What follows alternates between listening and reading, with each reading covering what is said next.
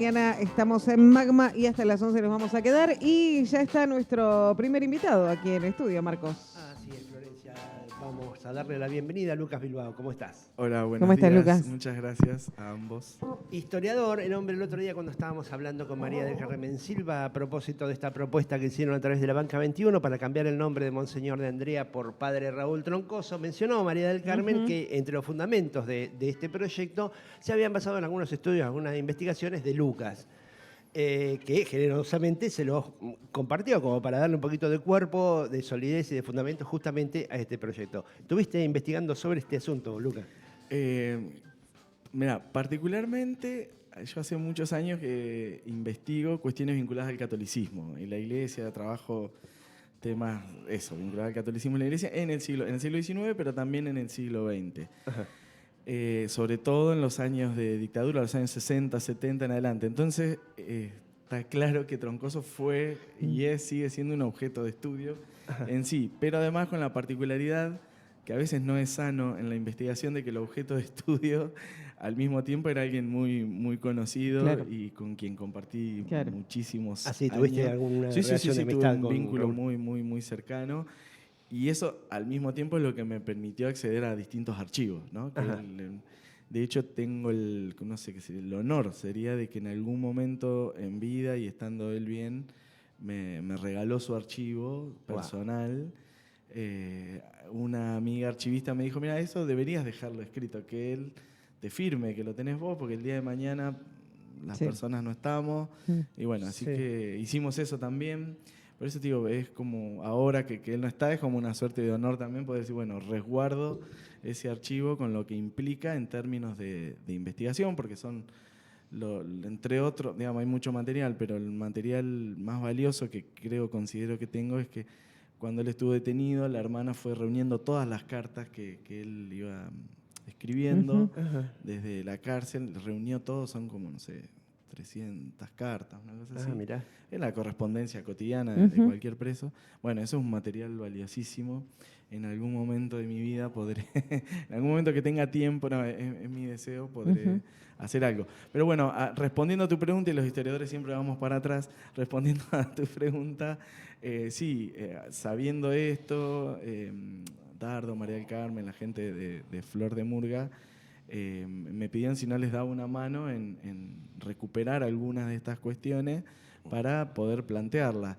A mí la iniciativa, desde ya que me gusta, no solo por haber tenido un vínculo con Troncoso, supongo que cualquier persona que tuvo un vínculo y trató con él, nadie va a estar en contra de que una calle lleve su nombre por lo que implicó, porque ahí en el mismo proyecto ellos lo fundamentaron, lo que implicó en términos de impacto, de influencia, Troncoso para esta ciudad.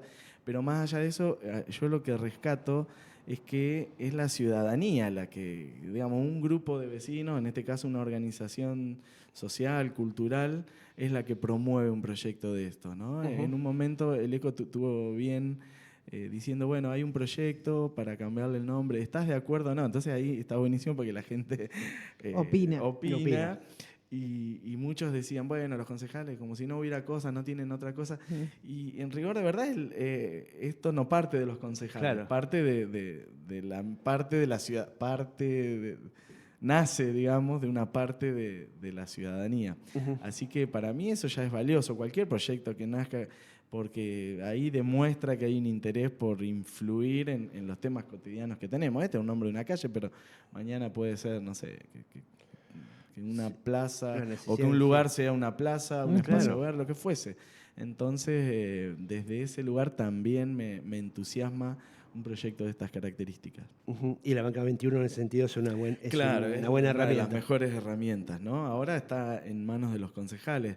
Ahí lo que hicimos fue, María del Carmen es una tremenda memoriosa, una suerte de Funes, el memorioso Funes, la memoriosa local, pero es increíble porque ella misma me decía, la calle Colón en algún momento se llamó Figueroa. lo llamo a Hugo Mengasini, que es Claro. uno de los que más Sí. conoce La el estación. barrio, claro, las calles, y me dice exactamente. Entonces me dio todos los fundamentos. Cuando nace la calle Colón llevaba un nombre, después pasó a ser calle Colón. En los años 40, con el peronismo, pasa a llamarse Figueroa, que era un dirigente del peronismo, y en el 55 vuelve al nombre de calle Colón. Pero se acordaba porque había una casa que le decían, la de, no me acuerdo cómo me dijo, la de las chicas de Figueroa, Las chicas de y era Figueroa. en calle Colón, ¿viste? Claro. Bueno, y así fuimos reconstruyendo otras. Yo me acordaba que la visita del presidente Getúlio Vargas cuando vino en la década del 30 a Tandil, después de eso, en homenaje con un presidente en esos momentos, estamos hablando de la década del 30, Sí. no era tan, bueno, hoy tampoco es Tampoco común que es un común, presidente sí. de otro país Sí. visite una ciudad del Sí. interior de una provincia. Había venido entonces en homenaje, le habían puesto a lo que es la avenida Buzón, Claro. la avenida Vargas, que después cambia el nombre cuando se inaugura La estación, terminal, ¿no? la terminal, Ujú. en el 72-73. Pero bueno, como esa había, de repente empezamos a ver que había qué sé yo, muchos casos, Sí. donde había habido cambios de nombre en distintas épocas que no respondían solamente a objetivos políticos de un lado o de otro, sino que era bastante variado, bastante multifacética la cosa. Entonces ahí nos dábamos cuenta que lo único que se necesita para un cambio en nombre de una calle es voluntad política de quienes Claro. legislan en este caso. Así que por eso se entusiasmaron también, porque de repente, viendo el historial, la gente que estaba ahí armando el proyecto de Flor de Murga decía, bueno, ha habido toda la vida cambios de nombre, nadie se ha muerto, porque digo, también salía, bueno, ¿qué va a pasar con los vecinos? Bueno, nadie se murió y los municipios Ujú. tienen muchos mecanismos para Sí. para que se puedan dar los cambios de nombre y, Ujú. y después no pasa nada con los impuestos, con los servicios, porque existen ya mecanismos, porque no es la primera vez. No, y que más ocurriría ahora algo que de tenés esto. todo digitalizado, Todo ¿no? Digo, no digitalizado. es Sí. tan difícil. Al De hecho, contrario. tenemos que renovar cada tanto, hay que renovar el documento. Tal Bueno, cual. cuando te toca renovarlo, Sí. vas y cambias la dirección. Y tampoco es tanta la gente. El concejal Manassoni ya se manifestó a favor de esta Lo vi, propuesta, sí, de este sí. proyecto. Lo vi. De hecho, hizo un video que publicó en redes acompañando, ¿no?, este pedido Sí, que se hizo desde la Banca 21. Desde el inicio, el concejal Manassoni apoyó Ajá. el proyecto. No sé, no he visto, porque no he visto algún otro No, concejal, tampoco. pero bueno, es un buen signo también Ujú. de, qué sé yo, de lo que implicó, creo, la figura de Raúl, Sí. para que fue un poco también el fundamento del proyecto, de quedar claro, digamos, en términos históricos, también está clarísimo qué posicionamiento político tuvo Troncoso en su vida. No Sí. es un secreto, digo, él siempre No. fue peronista Ujú. y no es un secreto, pero lo interesante, si uno quiere pensarlo como figura, es que jamás él se detuvo solamente en trabajar, pensar cosas, armar o realizar desde un posicionamiento político exclusivo. No. Sino al contrario, todo lo contrario, y eso es lo que el proyecto rescata, Ujú. que siendo una figura con una influencia religiosa, social, política como la que tuvo, en ningún momento hizo, ¿cómo se dice? Hizo diferencia entre uno y otro cuando... No, lo quieren decir todos los sectores. Por y eso, eso es una eso buena es un buen pauta. que cuántos personajes o cuántas personalidades o cuántas personas, cuántos vecinos, vecinas conocemos que puedan dar cuenta de eso, son muy Sí. pocos, ¿no? Y lo que ha dejado, ¿no? O sea, las casitas de la esperanza son Tal cual. es lo máximo, Modelo, ¿no? sí, Es un sí, modelo. sí. Pero el nacimiento de Pajaritos de la Calle, Sí, sí, y está- todo el laburo que se hizo. Sí, yo ahora en este momento estaba como hace un tiempo reconstruyendo todo lo que fue la crisis del 2001 acá, Claro. bueno, en todos Bueno, lados, ¿no? claro. Pero digo, pensando en un ámbito local y el impulso que tuvieron muchas organizaciones sociales, un poco también, no sé si la mejor palabra es cobijados o Ujú.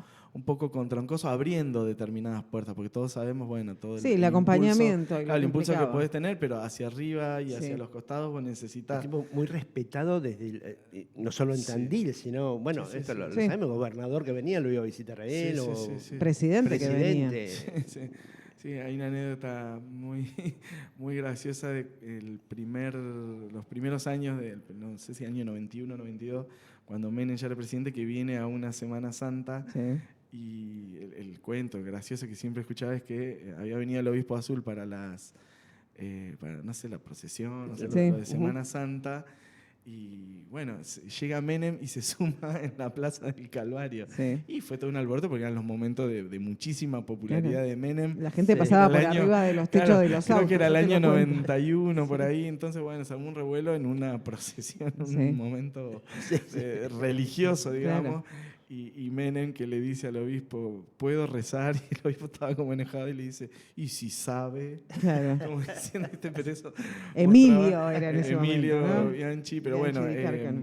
eso también, digo, de pensar las figuras políticas no van a cualquier, eso está claro y No. lo sabemos, Sí. no Claro. van a cualquier lugar, no van con cualquier persona, no van. No. Pero bueno, era también Troncoso un polo de atracción, me Sí, parece. en un para- momento se habló, no sé si había una disputa Sí. o fue más mediático que otra cosa, Sí. que el municipio paralelo.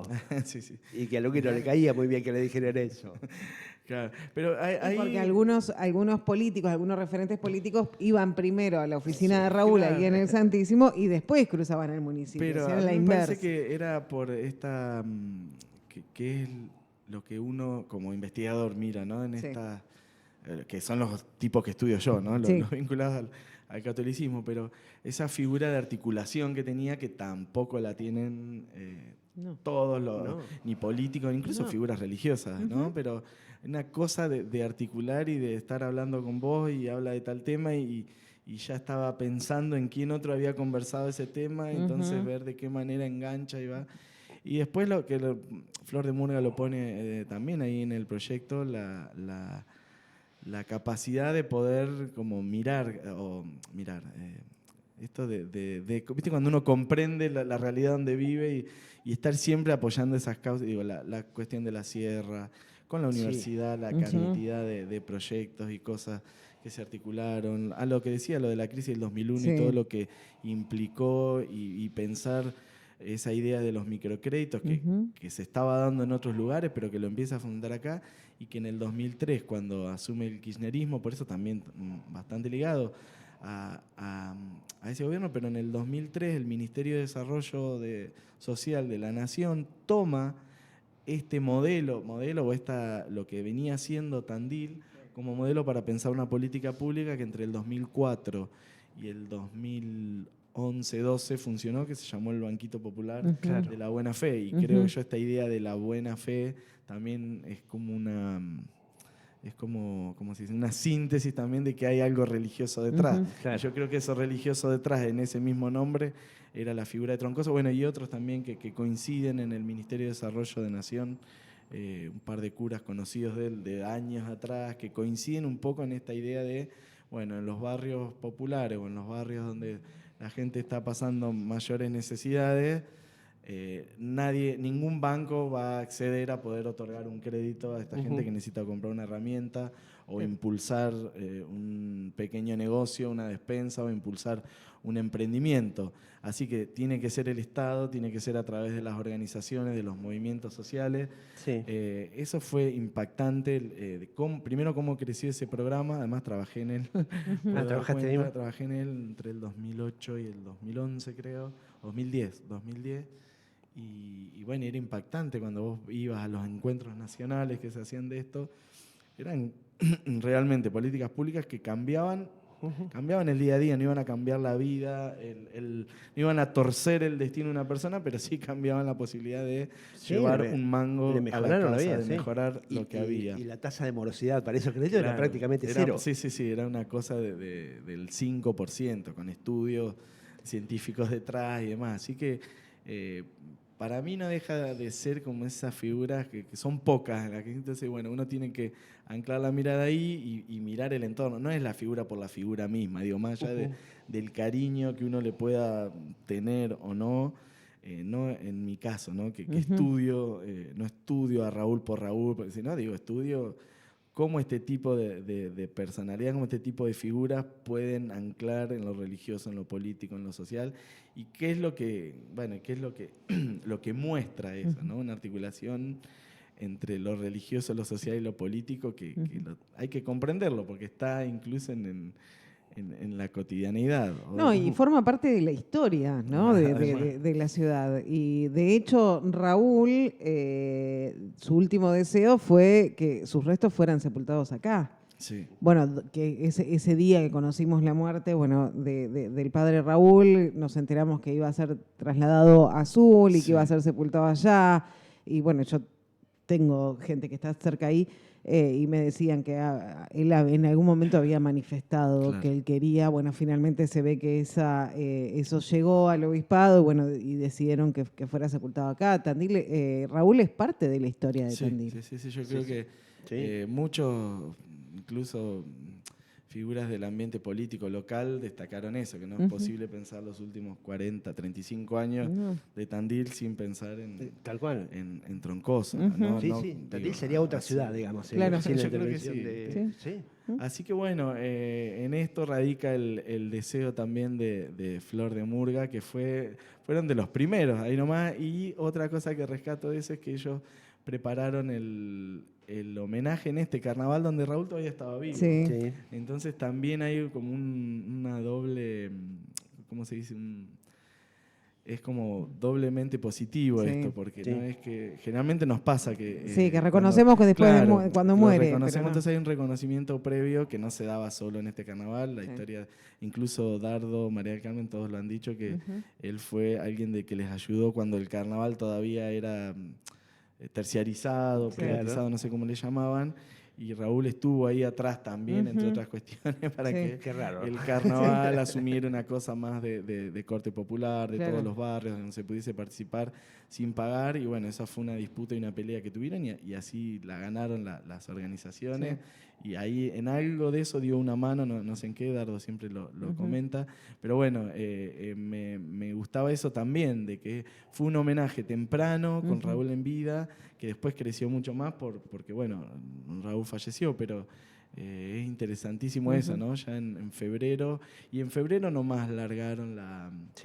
convocatoria a esto, a acompañar con las firmas para que una calle, una plaza, un lugar importante pudiese llevar el nombre.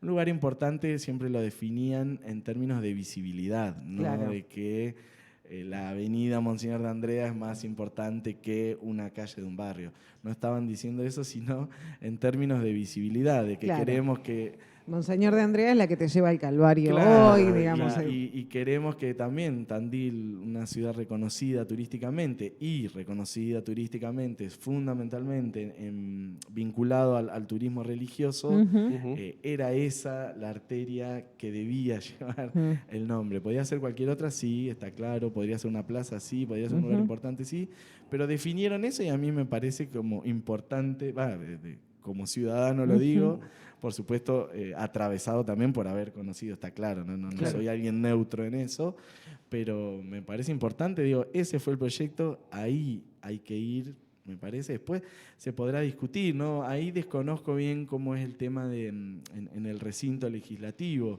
si se discute ahí, ahora pasó a comisiones, creo que se está discutiendo en comisiones, pero bueno, la propuesta es esa, no es otra calle, no es una plaza, es esa arteria. Que son 3 cuadras. Que son 3 cuadras y no sé, qué sé yo, ahí habrá, supongo, algún vecina, que puede haberse manifestado en contra, alguna presión, supongo, no sé, de quien fuese, pero bueno, lo cierto es que... no sé, en este caso hay una presión mayor que es de una organización social, que es de una parte de... No, y que tiene que ver con Tandil, digamos, el que por ahí el que está en contra no es de la ciudad. Porque mayoritariamente es una decisión de la ciudad, de los ciudadanos, me parece, de los tandilenses, y ahí es donde tendrían que apuntar los concejales, ¿no? A consultar a la población en general. Y si querés, hablar con los vecinos que viven ahí en esas 3 cuadras de Monseñor de Andrea. Es ir y hablar con ellos, me parece. Pasa por ahí, es una decisión muy nuestra, muy de los tandilenses. Ujú. Lucas, te saco totalmente de este tema para preguntarte, Saque. y esto es casi personal, ¿por Ah, ya. qué decidiste investigar la Iglesia Católica en un contexto histórico? Dijiste siglo XIX, siglo XX. Sí. ¿Qué, esto ya lo venía, en un momento se te presentó? Dijo, ¿venías de antes? ¿Cómo? Mira, dos cosas. Yo mi trabajo doctoral, trabajé el siglo XIX, este espacio, incluso el espacio rural, la provincia de Buenos Aires, el espacio rural, y ahí lo que miré en esa tesis era poder pensar cómo se fue construyendo a la par del Estado, en espejo del Estado, en articulación con el Estado, como que. Pero eso la segunda mitad del siglo XIX. Pero de manera previa, mis intereses, me gustó estudiar, siempre estudié también temas vinculados a la iglesia y la dictadura. Y mirá dónde voy a ir el inicio, pero yo me vine a estudiar en el 2003 y en ese verano que me iba, en diciembre de 2003, le pido a Troncoso, no me prestás un libro para leer. Muy pichón, nadie sabe lo que en primer año no sabes ni leer, casi te diría.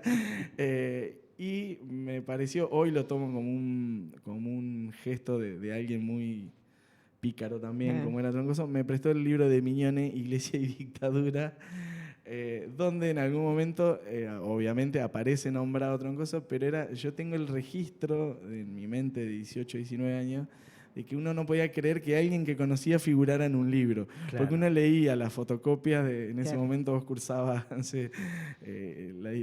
la primera historia, que era el momento del proceso de dominización, todo. Entonces, toda gente que muerta, pero Claro, sí. estás hablando de Sí, millones sí. de años, Sí. de miles de años, y de repente, a mí eso me pasó, creo que me impactó eso, de a los 18 años leer un libro y que alguien que conociera figurara en un libro. Hoy es, creo yo, más común, Sí, por sí. internet, por lo que fuese, Sí. algo, pero en un momento donde internet no era masivo, donde todo, y que el libro todavía tenía como esa prestancia, me sacudió la cabeza que alguien que conocía estuviese en un libro. Jugada maestra de Raúl. Jugada para maestra fue Sí. después, uno con el tiempo, yo Va entendiendo. cuando claro. aprendí a leer, cuando me hice grande, claro, comprendí, capaz que fue más boludo el gesto y a mí me pareció que fue, y capaz que fue más idiota y capaz que lo tenía a mano ahí, que lo había agarrado y me lo dio, pero yo quiero pensar que hubo ahí como una cosa medio picaresca. Es por acá, te digo. Claro, es por acá. Y ahí, bueno, obviamente ese tema,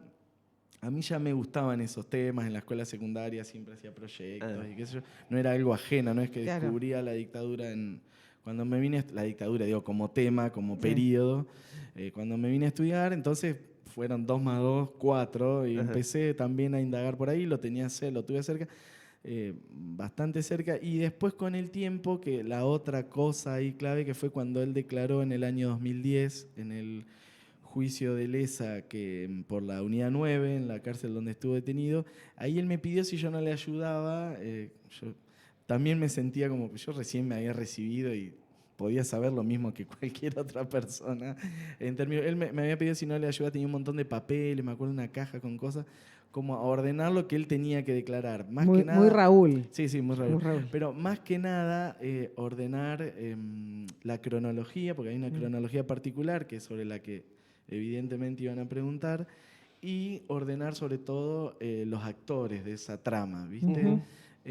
Ordenarlos, porque vos te iban a preguntar sobre fulano de tal en tal fecha, en diciembre del 76 o en enero del 77, no podías ponerlos del año 81, porque después las declaraciones tienen eso, que Claro. eso le habilitaba las defensas, Ujú. cómo nombró a. Tenés que así ubicarlo en tiempo y claro, espacio así que preciso. pero eso lo podía hacer cualquiera, creo yo, pero también lo tomo como, digo, no fue algo que precisaba una expertise, era alguien, pero bueno, como a mí me No, encantaba también desde todo la eso. confianza. Claro, y yo lo tomé desde ese lugar, ¿no? Claro. Evidente, porque todavía no era un tema que él públicamente No, de hecho no hablaba. no hablaba mucho, no. ¿viste?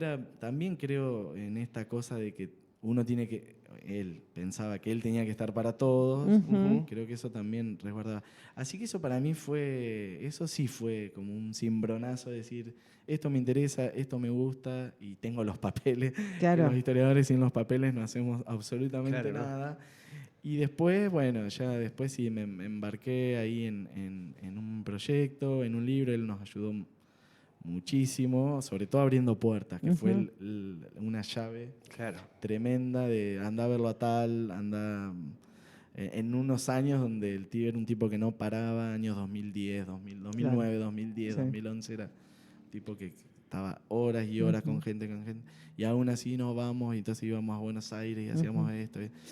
Así que fue un poco ahí el puntapié, por eso también es como esa doble cosa que decía, un vínculo, pero a su vez nunca dejó de ser un objeto de estudio. Claro. Y después de tantos años de investigación y de lectura y de testimonio, ¿pudiste entender, o al menos como para poder explicarlo, cuál fue el papel de la Iglesia Católica durante la dictadura? Porque por un lado tenías la jerarquía avalando y dándole la hostia a Videla, y por otro lado tenían los mismos curas perseguidos, torturados y desaparecidos. Sí, para largo, pero digamos, eso desde el inicio de la democracia, desde el retorno de la democracia, estuvo bien claro quiénes fueron esas figuras que estuvieron muy comprometidas con el régimen, ¿no? Sobre todo lo que en algún momento estudié bastante, que fueron los capellanes militares, ¿no? O esa institución particular. Eso estaba claro, de hecho, en esa investigación que en algún momento hicimos y en ese libro, era la primera vez que esa institución era trabajada como tal, porque también la fuente es muy difícil poder conseguir o obtener o ir a mirar esas fuentes que no están, que bueno, todo lo que ya sabemos. Pero ahora los últimos años, en general, en la historiografía en general, hemos empezado a poder mirar esos grises, ¿no? Esos grises que implican tipos que nunca se la jugaron por, obispos, ¿no? Que nunca se la jugaron por nada, o que estaban ahí en esa ancha avenida del NI, de hacerse el boludo, pero claro, pero que de repente no tuvieron otra alternativa que cuando tenían o a los curas detenidos o cuando sus propios curas, ¿no? Tuvieron que empezar, sin saber ellos mismos cómo hacer, poder estar, o incluso aquellos que se la jugaron un poco más, digo. Entonces ya esa idea de blanco-negro que perduró durante mucho tiempo, empezamos ahora a poder pensar esos grises, y ahí nos da la pauta de la institución, de lo difícil que es a veces poder estudiar una institución como es la Iglesia, donde no es todo blanco, donde no es todo negro, sino donde está, más bien, uno tiene que aprender a estudiar los grises. Y sobre todo, en este último tiempo, el papel de la nunciatura, donde es verdad que se dijo siempre el nuncio, por su vinculación con el gobierno, porque es un ministro, un diplomático de la Santa Sede, pero ahora que se están abriendo los archivos, ahí te das cuenta que era un tipo que negociaba todo el tiempo, y negociaba, lo digo en el buen sentido, y bien, por ejemplo, negociaba todo el tiempo para que los curas pudiesen salir de la cárcel, cosa que no lo lograba. Vida, digamos. Claro, cosa que no lo lograba, pero que al mismo tiempo eso no le impedía que se juntara con los milicos a cenar o lo que fue. Entonces, lo que más teníamos siempre fue el registro de esas fotos, de esas cenas, de esas qué sé yo, pero ahora los archivos también muestran, bueno, que por abajo estaban claro, tenía, no lo digo en un tono exculpatorio ni mucho menos, porque ahí está el análisis histórico, ¿no? Claro. Bueno, a ver qué sopesa más. Sí, y ahí cae la ideología de quien lo lea, claro, ¿no? Seguro, o quien haga la lectura de ese. Un italiano, y era todo lo que sabemos. Pero bueno, a mí lo que he aprendido y lo que está mostrando la historiografía en estos últimos años es aprender a reconocer esos grises, ¿no? Claro. Que son muchos más complejos que a veces decir, bueno, claro. está mucho más fácil decir quién se la jugó y quién acompañó ¿Quién colaboró? al régimen, ¿no? Claro. Quién colaboró, quién... Pero también me parece que... fácil. Sí, es una cuestión también entre lo personal ahí, ¿no? Sí. Ponete en el lugar de ese tipo, algo así. No, si sabes que si vas a sacarte la foto podés conseguir que salvar a alguno. Y también entender cómo se conforman las instituciones, ¿no? Claro. Es que y qué lugar cumple cada uno dentro de la institución, y es el respeto a, ¿no? O el deber. Sí, además la Iglesia tiene esta cosa de que es verdad lo de, bueno, salvemos a uno, salvemos a otro, pero en realidad se juega el nombre de la Iglesia. Entonces, tener a un cura detenido, para ellos, entiendo, una apresurada hipótesis, podría decir, no deja de ser una mancha. Digamos. Entonces, prefiero, en todo caso, ser yo quien discipline a quien tenga que disciplinar. Claro. Es decir, o hacer con el reglamento interno, digamos. Hacer lo que hay que hacer dentro de esta institución. O te vas, o no sé qué, pero que no sean los milicos quien disciplinen. ¿No? Me parece que también ahí, bueno, ahí hay otra instancia de poderes y de cómo lo político y lo religioso ahí vuelve a cruzarse y demás. Así que bueno. Sí, incluso hasta el papel de Bergoglio entró en duda con esta investigación claro. de Berbinsky. Tal ¿no? cual, tal cual. Entonces, bueno, ahí es como un universo de que uno podría ir mirando todas las fichas y ver dónde calzan una, dónde calzan otra. En algún momento calzarán más. Hubo lo que yo ahora, el último tiempo, lo que estoy estudiando son los curas que estuvieron detenidos en cárceles federales, que fue un número relativamente pequeño, fueron cerca de 20, llegaron a 20. Pero que la característica del caso argentino son que estuvieron muchos años, a diferencia de entonces, en Paraguay los expulsaban, la dictadura de Paraguay, ¿no?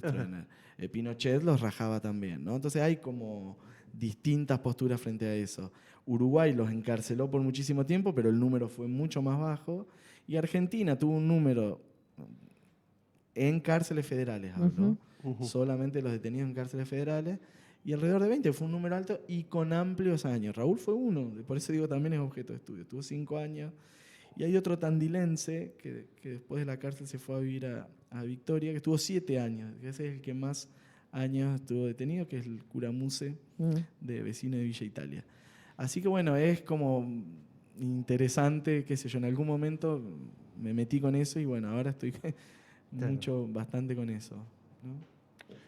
Bueno, podemos seguir hablando hablando un montón, mañana. ¿no? Sí, podemos seguir hablando hasta mañana, pero bueno, también Lucas debe tener cosas que hacer. Te agradecemos muchísimo, obviamente, y vamos a seguir de cerca este tema. Creo que hay un consenso, ¿no? Sí. En los tandilenses de que esta posibilidad sea efectiva, así, y que se dé, que por ejemplo la próxima Semana Santa, digamos que la procesión arranca en la avenida Padre Raúl Troncoso, ¿no? Yo espero que sí. Bueno, muchas gracias. Gracias, Lucas.